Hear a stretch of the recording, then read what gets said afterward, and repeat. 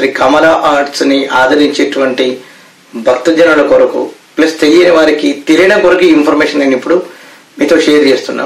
పాండవులు పోయారు, ఆయుధాలు తెచ్చుకోరు, దసరా చేసుకుంటున్నాం, ఇది బాగానే ఉంది. ఈ కథ మహాభారతానికి సంబంధించినటువంటి ఒక భాగం.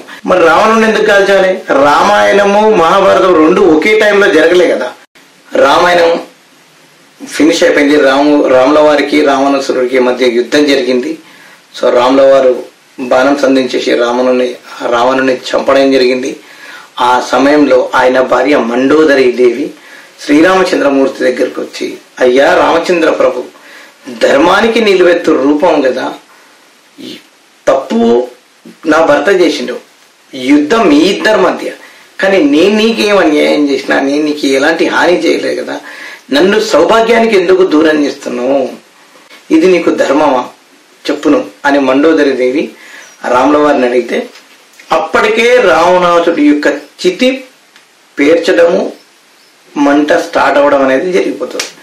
ఆ సమయంలో రాముల వారు ఎంత దయార్థ హృదయుడంటే తన ధర్మం కోసం ఆయన జీవితం మొత్తం పోగొట్టుకున్నాడు. కాబట్టి ఇవాళ మనకు శ్రీరామచంద్రమూర్తి అంత ఆదర్శమూర్తి. మనం ఆయన కథను వింటున్నాం, జై శ్రీరామ్ అంటున్నాం, కానీ గుండెల్లో ఒక్క ధర్మం కూడా మనం పాటిస్తలేం. ఖచ్చితంగా ఇది చాలా కీలకమైన ముచ్చట, తెలుసుకోవాలి. మనం శ్రీరామచంద్రమూర్తి విగ్రహాల్ని మనము తీసుకొని హంగామాలు చేసి చేయడం కాదు. ఒక్క సుగుణమైన సకల సుగుణాభిరాముడు ఆయన. ఒక్క సుగుణం అన్న మనం పాటిస్తే మన జిందగీ బిందాస్. నేను పగలగొట్టుకొని నేను చచ్చిపోతాను, నా భర్త లేని జీవితం నాకు వద్దు అంటే, లేదమ్మా నువ్వు మహాపతివ్రతవు, నీ ఒక్క రక్తం చుక్క కూడా భూమండలం మీద పడితే మాత్రం భూమి అతలకుతలం అయిపోతుంది, మొత్తం నాశనం అయిపోతుంది. ఎప్పటికీ చరిత్ర ఉన్నంత వరకు రావణాసుడి యొక్క శరీరం పూర్తిగా కాలిపోవడం అనేది ఉండదు, రావణ దహనం అనేది ఉండదు, కేవలం రావణ కాష్టం ఉంటది.